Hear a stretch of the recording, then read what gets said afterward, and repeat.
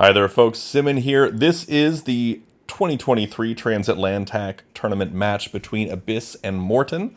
I have explained what the Trans-AtlanTak Tournament is in previous videos, so go ahead and check those out.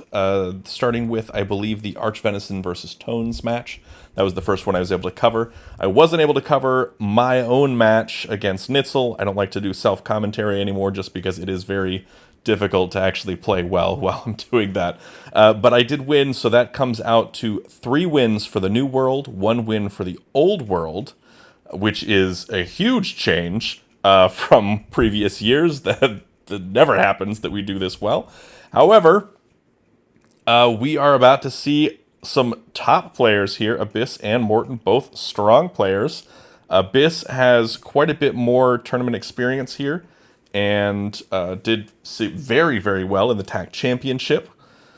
But we're about to check that out. This is played on a 6x6 board with a 15-minute time limit and a 15-second increment. In addition to that, they also get 15 minutes added to their time at move 35. And we're also playing this with 2 Komi.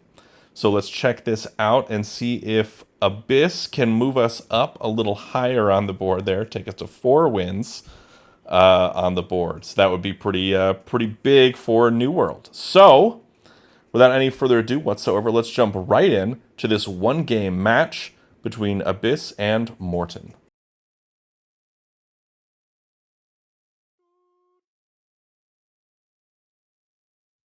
All right, we see the A6 played.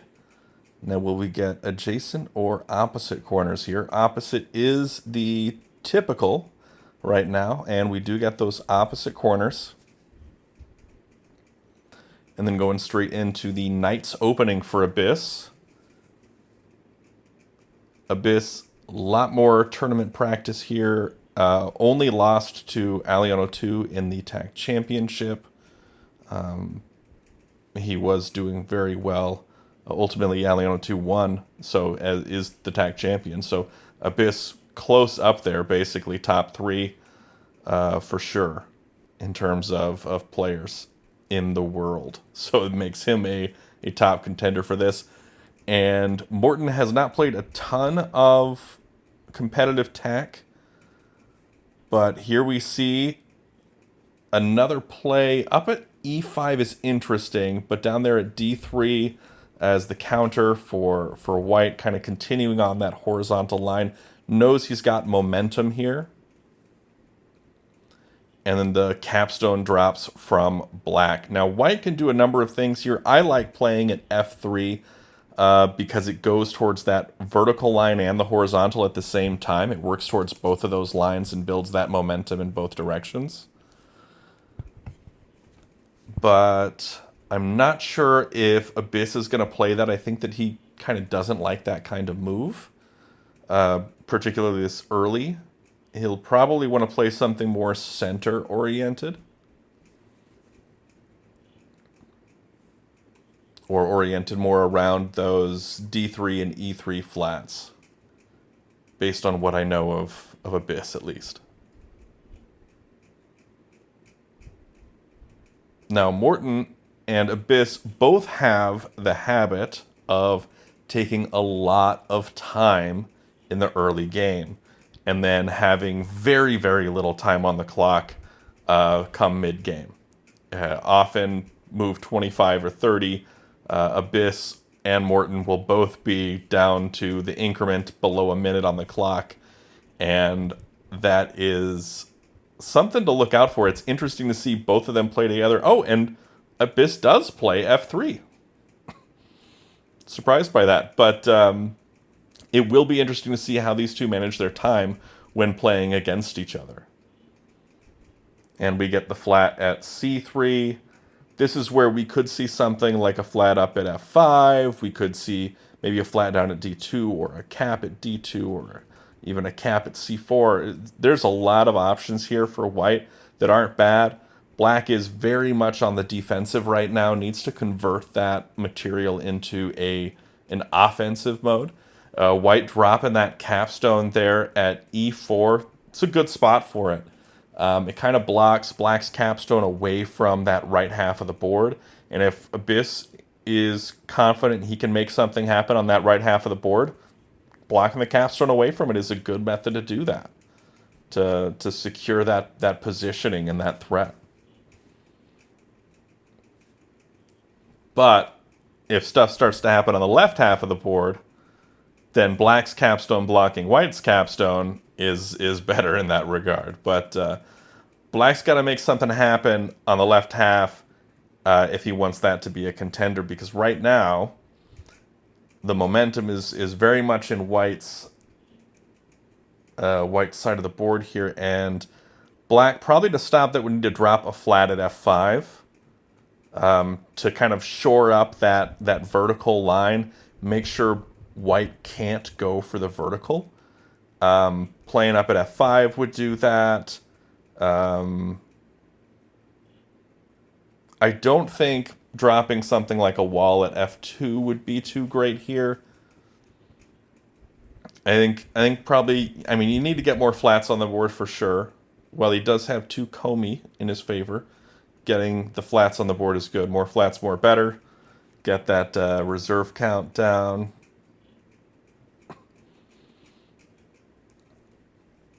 But I do think Black's capstone was very nicely placed.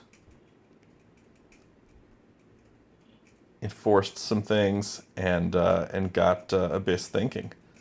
And this now has Morten thinking. Like I said, they take a lot of time. Oh, and the wall at f5. Not even dropping a flat there at f5. I think that is a bit problematic because very low on flats. I mean, he's got 3 flats showing, so he's got 5 flats with the Comey, and White's got 4, and then dropping that wall means White's going to be able to go up 1. Yep, White playing at d5, working towards that vertical. Interesting play to continue for the vertical with that wall there on f5, though.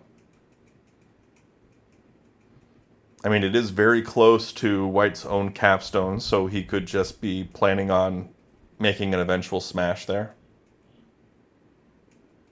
Black dropping at e6, stopping the potential vertical over there, knowing that White would want to play at e6 to make that capture threat. Black playing there instead. This also works for Black if they wanted to try, for example, a horizontal line, playing up at f6 and then going across there up at the top. They've got that wall protecting. They've got the capstone that can come up. They've got a number of options there. White now playing over at c4. Now this is an interesting play because it's like it wants to come down onto c3 to make that capture and make that threat, but it can also be working for a vertical line here. And so we see Black playing at c5. This also, again, works for Black's horizontal, if they wanted to go that way. Playing up at f6, they can come up with that capstone onto d5 and make that line there connecting to c5. And it also works for if Black wanted to capture over onto d5, capture down onto c4, kind of cut off what White's doing there. Keeps White from playing at c5 also, though I'm not sure why White would play at c5 there, unless they wanted to go for the vertical around that capstone, which seems less than ideal.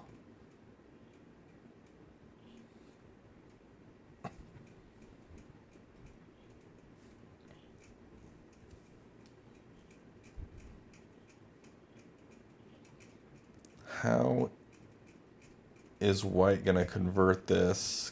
Plays down at d2. Like he wants to keep placing flats and go for that horizontal around that flat there at c3. Black now able to go for a vertical line by cutting off White's horizontal. White may decide to play a flat down at c1 here to work towards that horizontal. May decide to play a flat at b3. Probably not going to go for the d1. D1 just allows Black to place at c1 for to go for a threat there in that vertical line. And I don't think that white wants to encourage their opponent to make threats.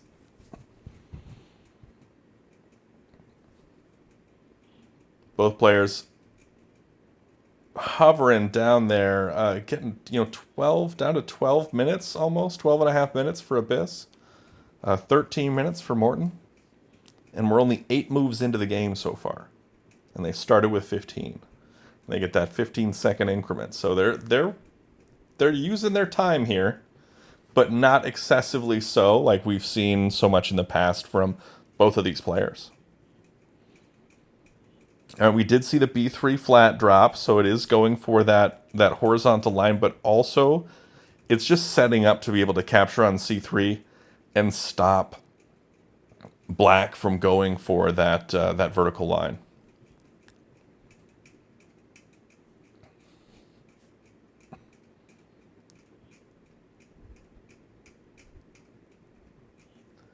So what I'm seeing here is a potential. Maybe white wants to, before they make these threats and cause that cap to come down, maybe they want to make a connection and sort of a pin, like they want to drop an F2 and a D6 first.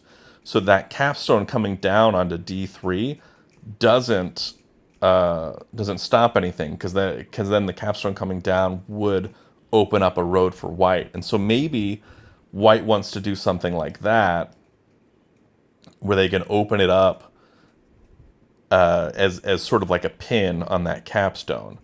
And so if they pin the capstone, then they might be able to force those moves in the horizontal direction. Though that C5 coming down and capturing onto C4, that becomes a little trickier now, because now black has created the first flat capture of the game, and now there's liabilities here. We've talked about these liabilities and these captures and how these flat-on-flat captures work in the captures video of TAC University. And it is a very dangerous thing to do, flat-on-flat captures, especially so early in the game. This is only turn 9.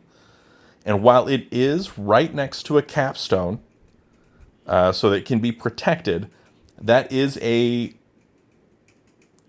dangerous proposition to be making these flat-on-flat captures. White not playing at C1 to make the block, instead playing at B2 to do the fortification sort of line here. Now, if black does play at C1, we might see white play up at C5.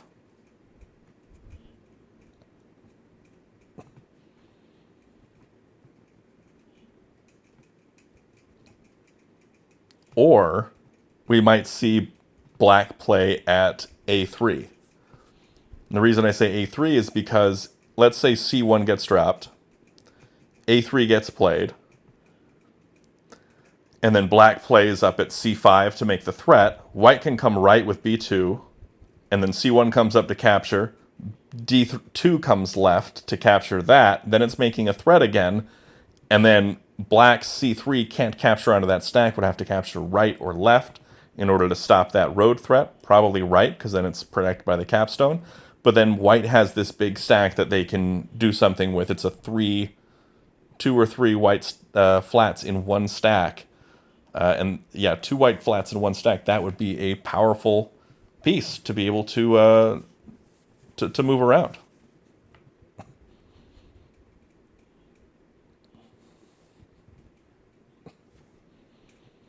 So this is where we'll see. So black does play the C1. Will white play C5 or A3? Or something else? But the A3 line was the one I was just talking about. C5 is a lot more defensive. A3 is a bit more offensive-minded. Does play the A3, so we'll see if this actually plays out the way I thought it would. Another way that black could do this is by capturing left with E5. That would be a stronger connection up at the top, but it would still leave the same vulnerabilities down there in the C2, C3 area. because placing at c5 is great because you're placing a flat and all.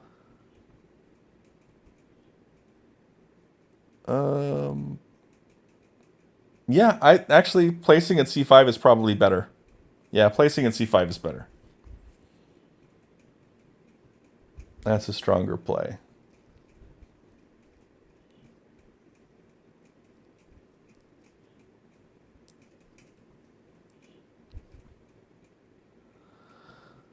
Let's see. Tones in the chat is saying that c6 seems strong here for black. I'm not sure why c6 over c5. For the horizontal? Yeah, the Nellian's saying you're not really getting the horizontal there. Yeah, I don't see a horizontal happening up at the top for black at this point. I think c5 would probably be better because white won't be able to capture left onto c5 with the d5 because that just opens up a road for black. So it would have to take place down there at c2 like I expected.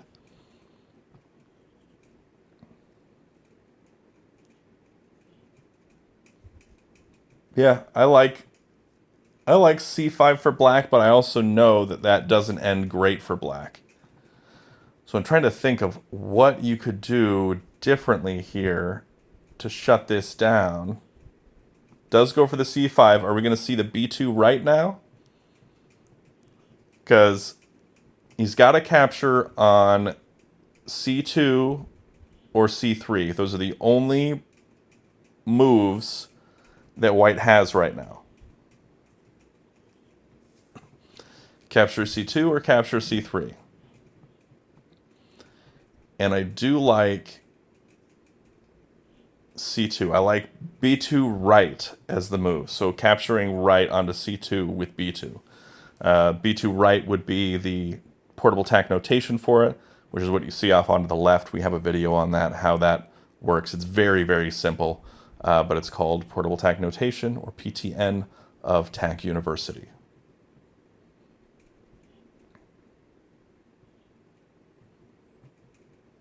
I'm really surprised Abyss is taking so long here because it seems like it was essentially already planned out and he should have known what this was going to happen as soon as he played a3.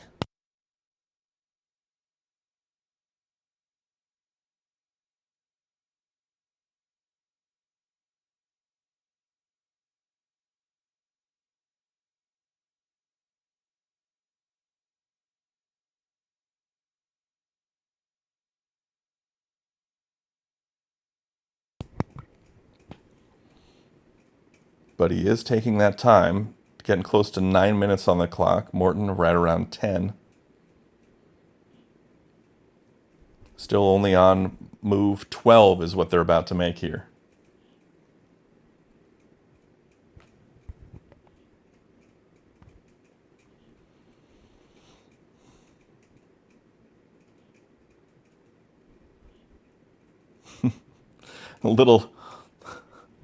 a little negative talk there in the chat from Aliona too, as we kind of expect that from him. He doesn't pull any punches when he's talking about a game that's ongoing.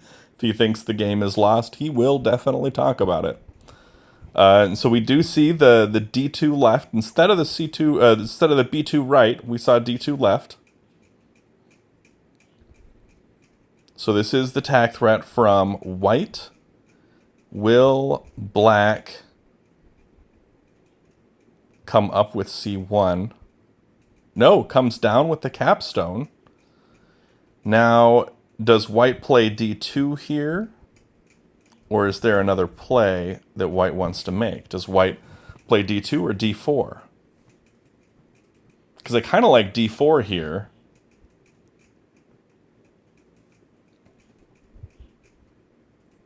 Because now that that's opened up, white can work for that vertical line that they were going for a while as well. And also D4 threatens the stack on C4.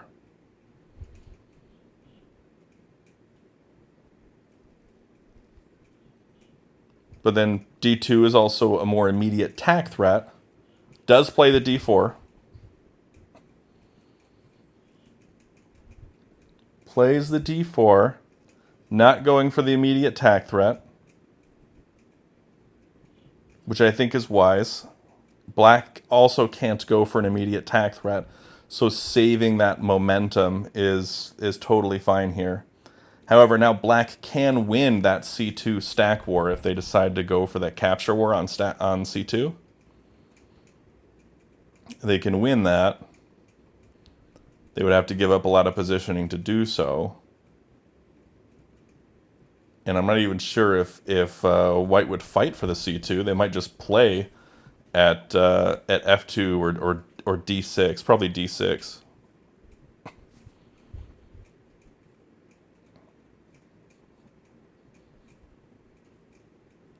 Yeah, this is looking pretty good for white. Not lost by any means for black, but it looks pretty good for white here.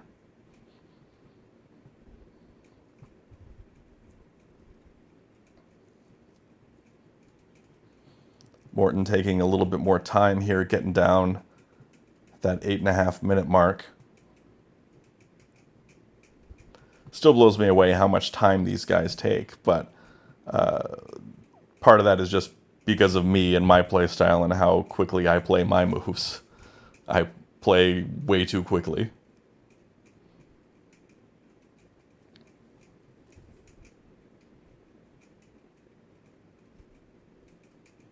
I think the move that he wants here might actually be d2. And he plays d2. If white continues, plays up at d6 here, that's the tack threat for white. Which black can stop with the capstone or with some other flat captures. Or even a flat placement at f2.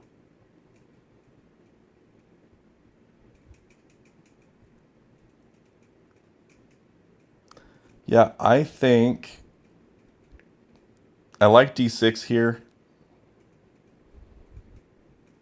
You can force some moves, try and force some flat captures out of black, so you can build up those liabilities to recover those later.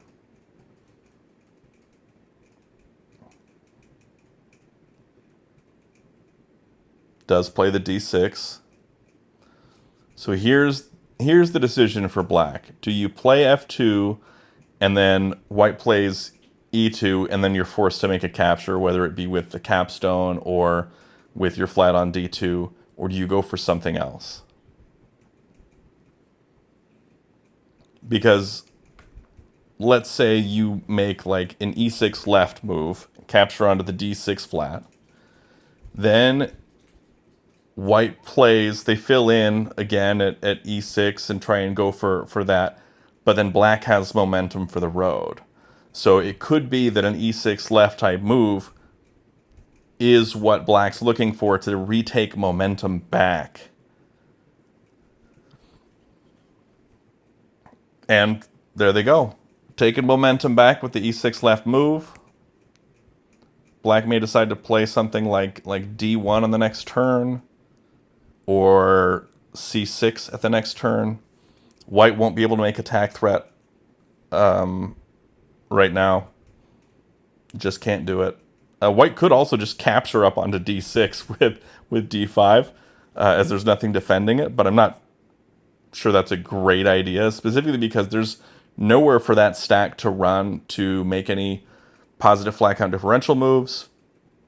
It's not really advancing the position in the same way that maybe even a flat placement would do.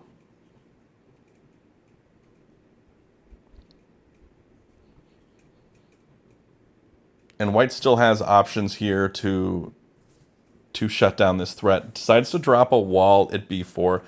Now, this is both a solidly defensive move and a very offensive move at the same time, and a very, very smart move.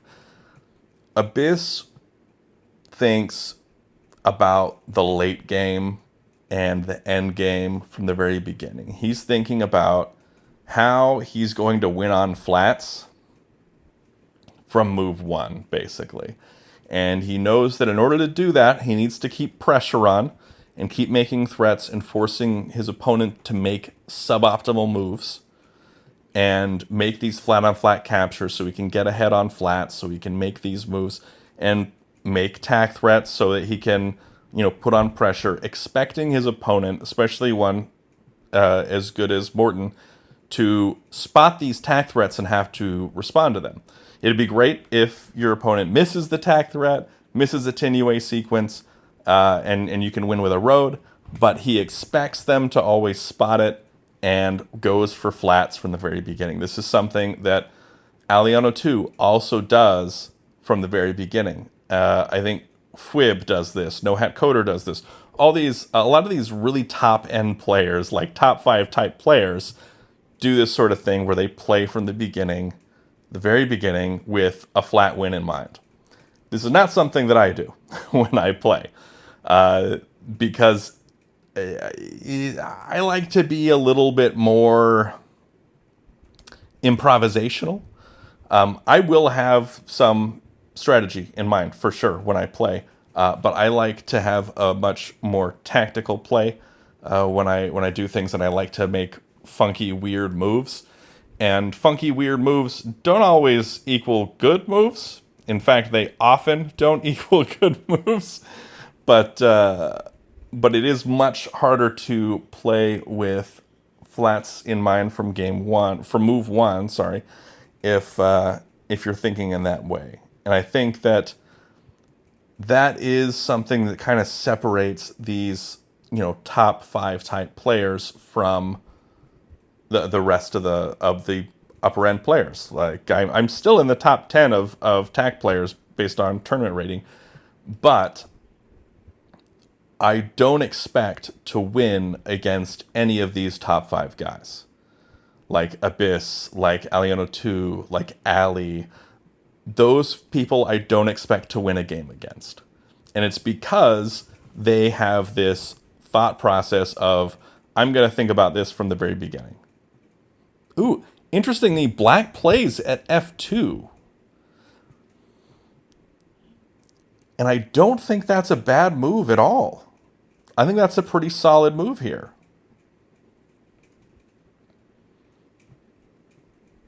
He's playing at F2. And now I feel like you almost have to go for the capture with the wall. And he does. He makes the B4 right move. And now we see Morten has finally fallen down much lower than Abyss in time. Before it was Abyss that was down about a minute. Now it's Morten that's down 2 minutes in time. Morten was having to take a lot of time after that wall dropped.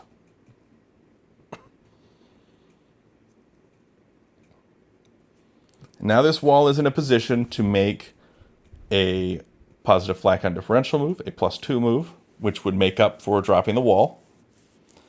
It is also in a position where, let's say, white drops a flat on B4, then that's a drawbridge road threat for tack.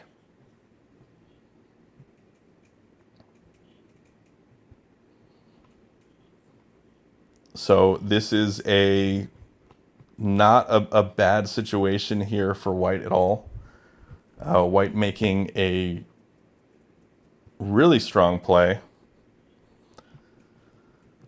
How white gets out of it is a good question. I wonder if black is trying to go for a horizontal down there at the bottom of the board. Now that... Oh, interesting. I guess... So black really didn't want white to drop a flat there at B4. So much so that black dropped a wall there.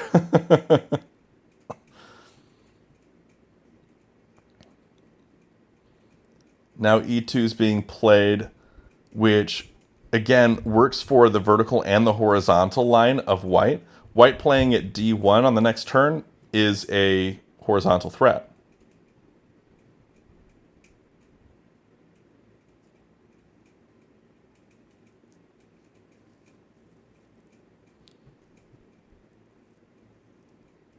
I like this for white still. Now, black playing at E1 is interesting. Will white still play at d1 here? Yeah, white does play at d1 here. This is now the horizontal tag threat. Black needs to stop this. One of the ways they do that is with c1 right, and that's what they do. c1 right is played. Now, as white, do you fill in here at c1? Or do you go for something like playing up at e6?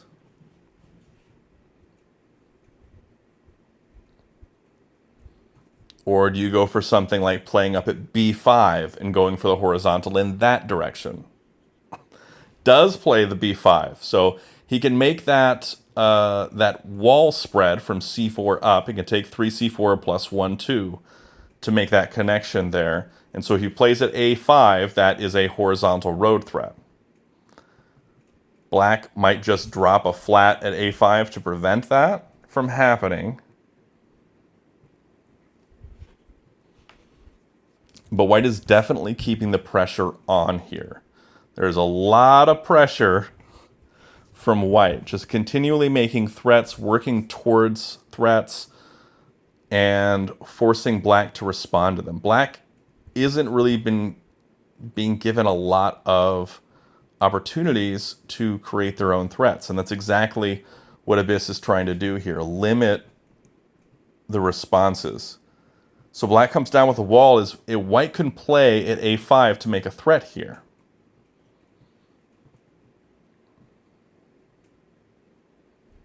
And may decide to do so, may not do that, but it's not a bad play. Plays at a5 would be good, yeah.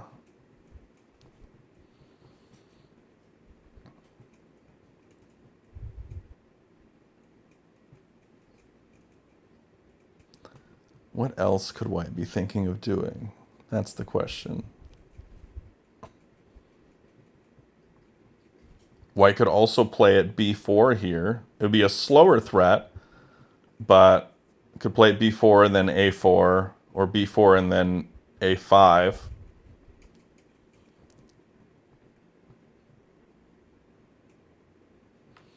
Really kind of chunk up that area.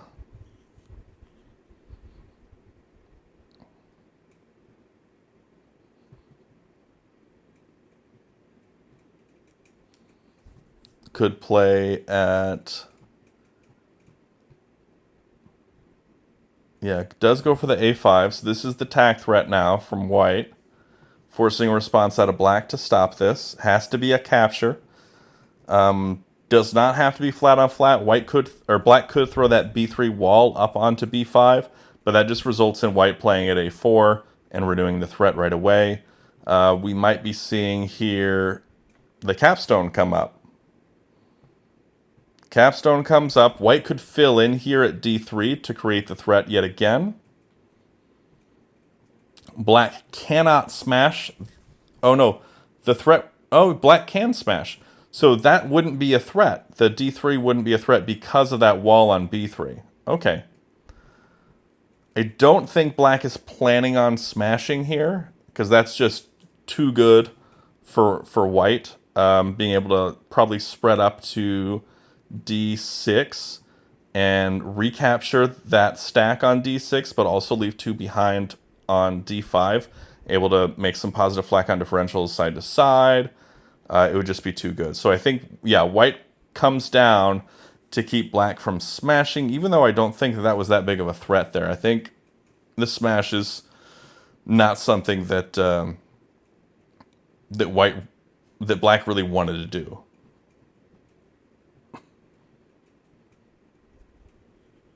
Now black probably wants to fill in at d3 to make the threat.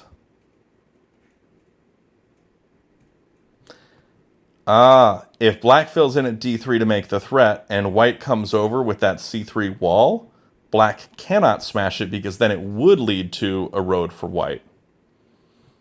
Yeah, that's exactly what's happening here. So black's going to have to think of something else besides c3 to make that work. Or play c3, or d3, sorry. Play d3, wait for the capture over, then make their own capture up at the top, like capturing onto b5 or something like that. Or onto c4. I'm not really sure what would do it.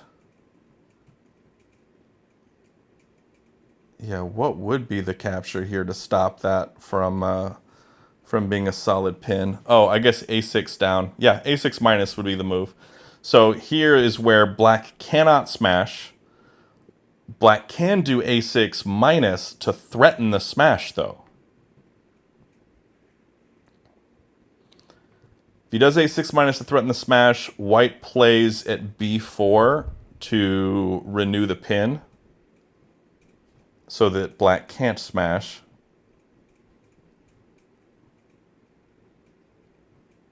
Yeah, there's a lot going on here. A lot going on.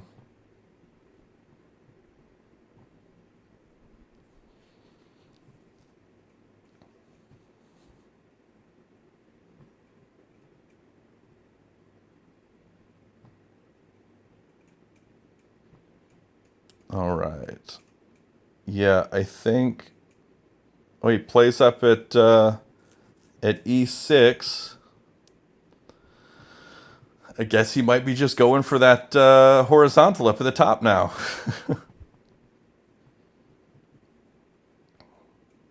Or trying to stop white from going for that vertical.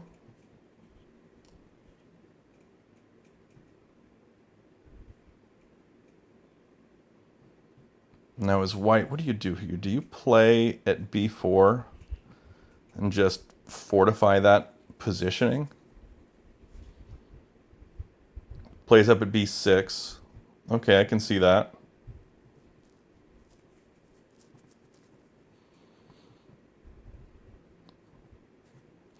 b6 is basically to set up the potential for a vertical line if anything happens to that horizontal one.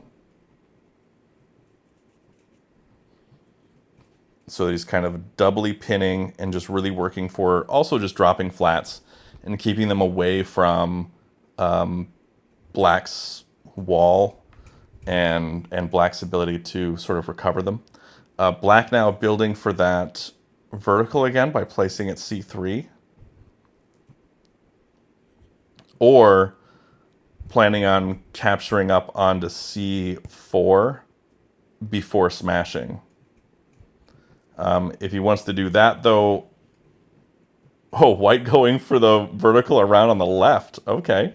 I was expecting, honestly, b4 to keep the c3 plus from stopping things, but a4 works because now c3 plus still doesn't allow the smash if you play at a2 on the following turn, so which would just open up that that vertical line there. And you also have to worry about timing here. Timing is big because Morten is down below 1 minute on the clock. And Abyss is at 4 minutes 15. So a significant time advantage here for Abyss. Able to think longer on his turns. However, thinking longer on his turns does also give his opponent more time to think. And so it's kind of a double-edged sword, but at the same time, you do have that flexibility. So you can play quickly if you want to, but it's not necessary. Black comes down with the wall, stops it, threatens the c2 stack at the same time as it stops the vertical threat.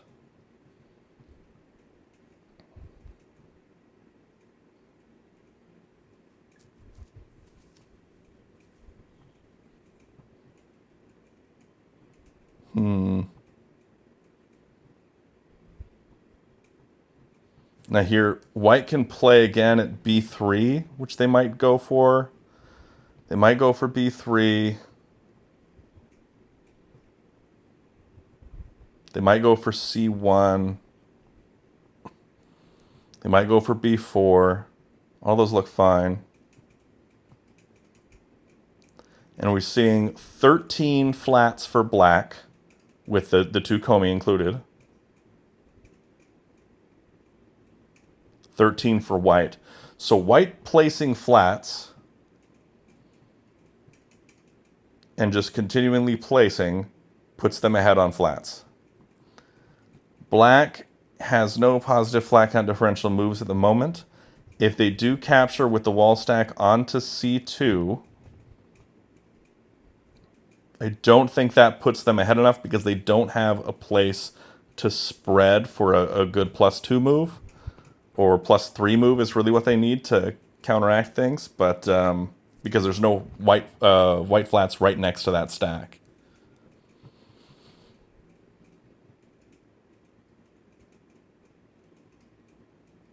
White does play there at B4, and that fully pins the capstone where it is. Definitely cannot smash that stack. Builds up a nice citadel as well, good for defense here.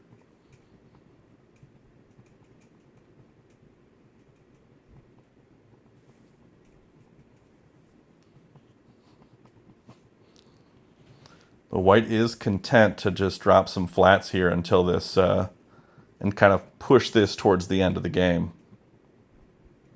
Black dropping at C1 is good here because white needed that C1 to make that vertical happen on the left-hand side.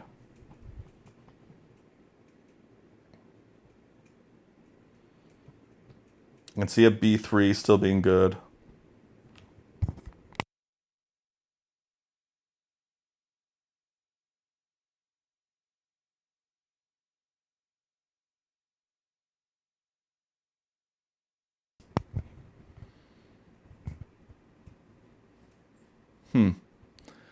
What is the play here for white? Is it still B3? It might still be B3 here.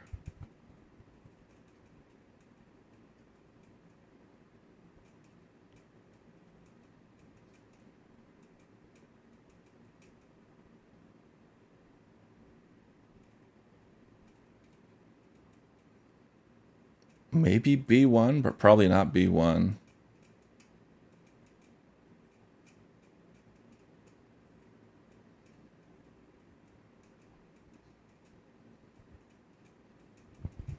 C6 would be a more defensive play here. But Morten does have 35 seconds. Oh, does play the C6. So, and I think the defensive play is totally fine for white at this point because white's up on flats. Black has to make the threats here.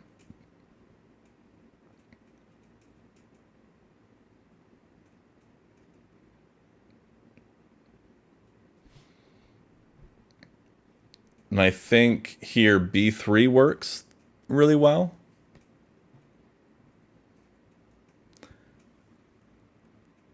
And I think Alien02 is saying a wall at E5 is game over. And yeah, he's right. It would be. That's it.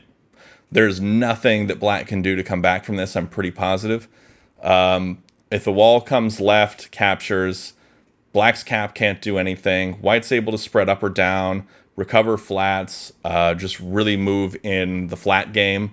And black has no out. The only out black would have is to somehow get into a position where they can make a sneaky threat that Abyss doesn't see. Is basically their only option here.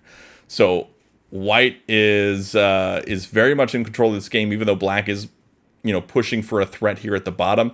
It's really just a last-ditch effort to try and make something happen here for black, because there really isn't any option. White has not made hardly any flat-on-flat captures, just I think one flat-on-flat capture, which is that C2.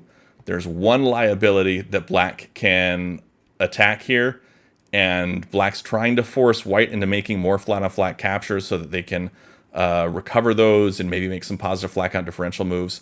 But it is going to be tough going from here. White does have fewer reserves left, so they can kind of control when this game ends a lot easier than black. Black also down to 15 seconds on the clock, so really going to have to push it because they don't get that extra 15 minutes until 35. Turn 35 is when they get those extra 15 minutes. And there's 3 open spots on the board here. And I believe white is ahead on flats even with the Comey at the moment. So pushing for a board fill might be good. Let me count that real quick to make sure. Let's see. 2, 4, 6. I think white's at 16, 15 or 16. And black's at 14. So yeah, white is controlling it. So black cannot make that final flat placement because that would end in a row or in a board fill, which would be a win for white. So white can't also play at B2 here because that would be bad because that would give him a positive flat count differential move. So you play at F4. Oh, does play at B2 anyway.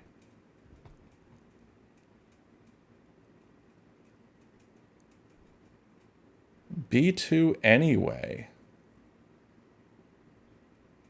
Interesting. Opens up the +1 flat count differential. And now white is down on flats, I think. Was there a reason to play B2 in... Oh, wow. There's that wall toss. What? So black can't throw the capstone down. That's the first thing I'm looking at. White is able to make this wall spread left now to make a +3 move after that. This is a wild position. I don't think white needed to do this. I think Abyss had this game on lock just by playing up at F4 first. Now black's trying to force a board fill because I think they're up by 1 on flat. White makes that move. Now they're definitely ahead. Probably even going to make that D5 spread to make a +2 before making their final play of the game. Oh, there's still that F6 position open. My bad. There was never a wall. There was never a board fill opportunity because the F6 was open up there at the top the whole time. Just couldn't see it. White offering the board fill, saying, "Hey, black, go ahead and place that flat, and I'll win." So black's gonna probably try and, I think, capturing over with a D2, so 1 D2 right. Doesn't, moves the capstone instead, making a tack threat in the vertical direction. Capturing left with D6 would be a road. White's going to capture up with the D5 to capture that and shut that down. So now black's hope of a road is gone unless they bring A6 right. But even that just gets captured and stopped. I don't see this going well. Oh, and they both have the 15 minutes added to their clock now. They both have the 15 minutes from that turn 35. So they can spend another 10 minutes on these next few moves, but it seems very much over at this point.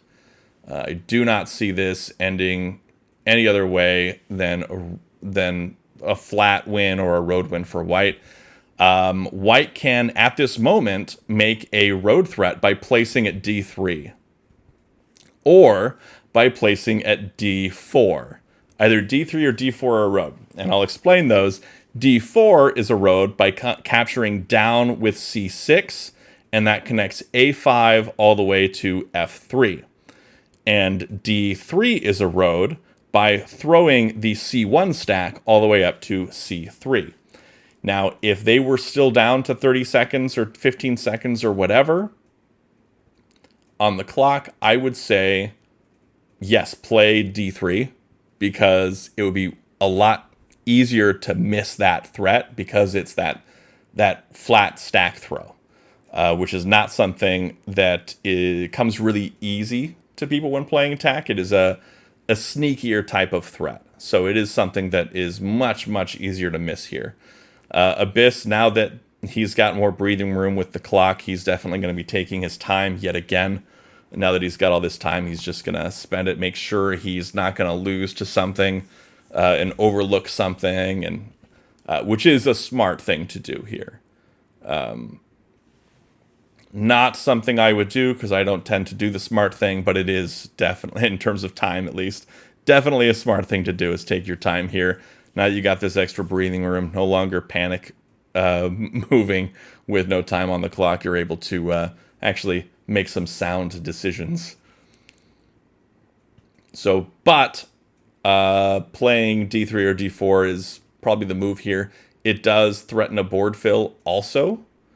So you're forcing a capture to happen and threatening that board fill is viable for white because I believe they're up on flats at this point. 15 for white.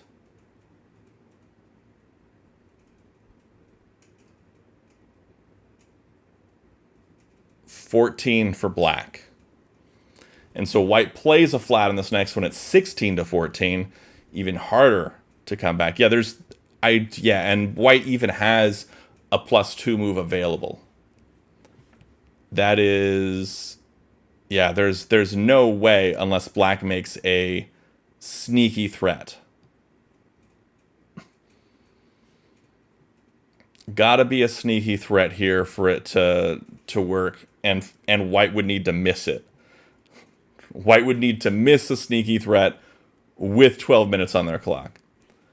It could be that Abyss is just spending, 3 minutes counting and recounting the flats to make sure that he's not messed up. Which, you know what? Totally valid. I get that. He does play the D4 move. He plays the D4 move, which may cause the wall on E5 to move left. E5 left wall move might happen. That could work. I believe that just gets white then just fills in at D3, makes the other threat. I think either way, I think the only way that white just doesn't renew a threat is if it was F2+. Yeah, so the wall came left. This is where white then drops at D3, I'm pretty sure. Which threatens the road again and threatens a board fill again. Yeah. This game's been over for a few turns. Unless, somebody misses something really drastically and really dramatically here at the end. I don't expect that to happen with this caliber of player with this much time on their clock. But, anything can happen. Anything can happen here. White does fill in there at D3.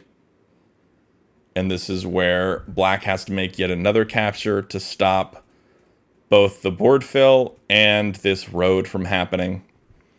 And like I said earlier, Abyss has just been putting on the pressure. Pressure, pressure, pressure, pressure. Basically this whole game. And just forcing his opponent to make these suboptimal moves. And really, really been consistent with that. And made some very excellent flat placements early on to set himself up for this. And he is an absolute killer at these flat end games. He does do them very, very well. And he sets himself up for success from the very beginning. So there is definitely quite a bit to be said for this play style.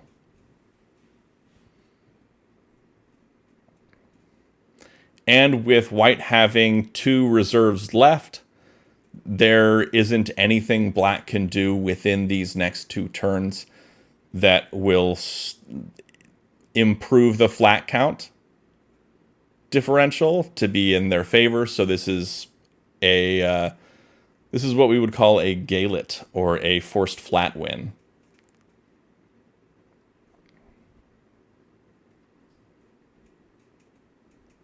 Yeah, forced flat win here.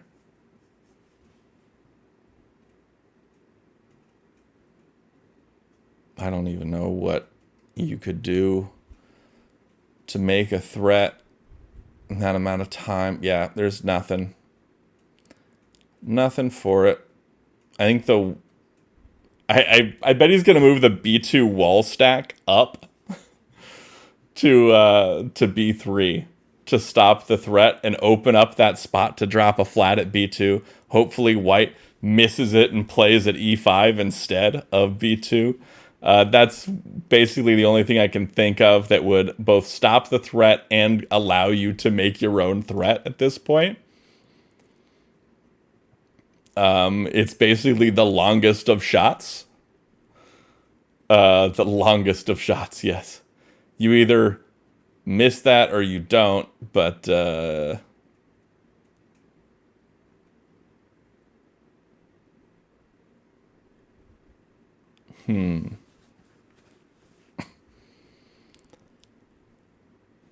come on, Morten. You've got to see this. You've got to see that it's done. But I will say what this means is, unless something truly wacky happens here at the end, and I will lose my mind over it if it does, but unless something truly wacky does happen, that means Abyss wins this game, and he wins it for the New World. So that puts New World at 5 points. I believe 5 points. 5 points to 1.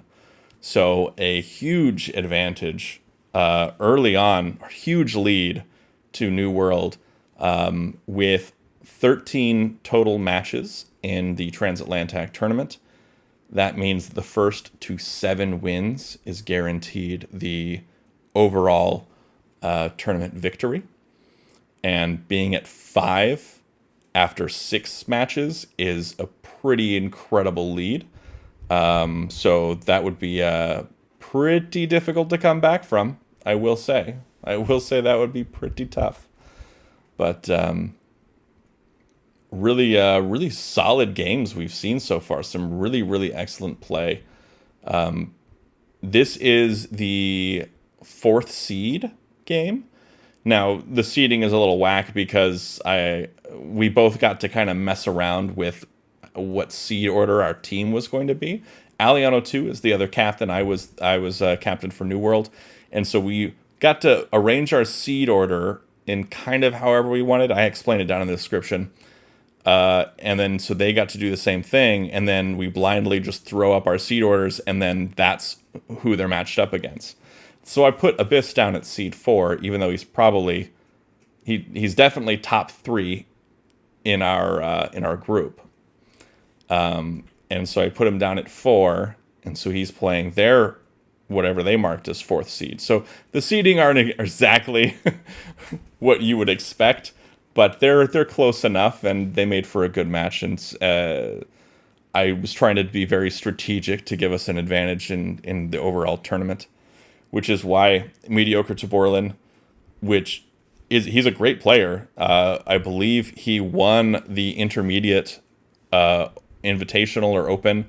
He won an intermediate. I think he won the intermediate invitational recently, before we moved them to opens. And so he's a good player. He was seeded as number 1 against Aliano2.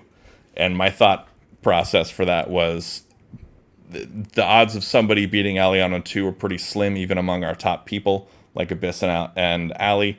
And so better to have them have a 100% chance almost of beating one of their other top players. So I did that. So I feel a little bit bad for throwing Mediocre Taborlin into the Wolves, but he did say, after the fact that he appreciated being able to help out get us the win. But he's down to 9 minutes now. Still hasn't made the move. I can only go on talking for so long before I run out of things to say.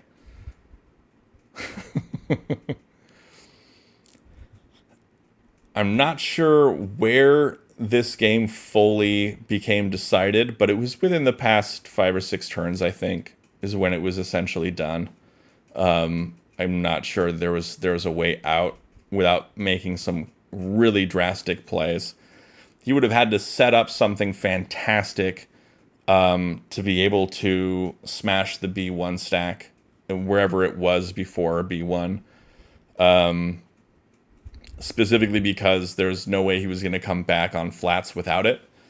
And there just wasn't an opportunity to do that for the longest time because of the constant threats that white was making. All right. White can play, I think, based on the flat count, white can play in either position at either e5 or d1. And it's a guaranteed win on the following turn. So put it wherever you want to, Abyss. You win. Black made a capture down on c1 instead of moving that wall stack up like I expected. Plays at e5. And white's down to one flat. Doesn't matter what black does. White places that last flat and wins.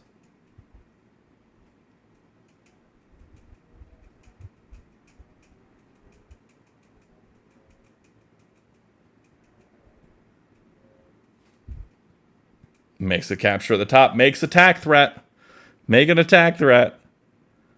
And then white drops a flat and wins the game with flats. Excellent, excellent game. A very long one also. That was about an hour, I'd say. But great game to both players. Great play. And congratulations to Abyss for winning that game. And congratulations to New World for winning a point for the team. But that is all for today. Thanks for watching. Be sure to check out the description below for all things TAK, especially the TAK Discord server, which is the community hub, and where you can find all sorts of TAK resources like strategy guides and people to play with, whether that be right here on playtak.com or asynchronously through the Discord server itself. You can play just one move a day if you want to. So be sure to check that out, and until next time, have a great day and happy tacking.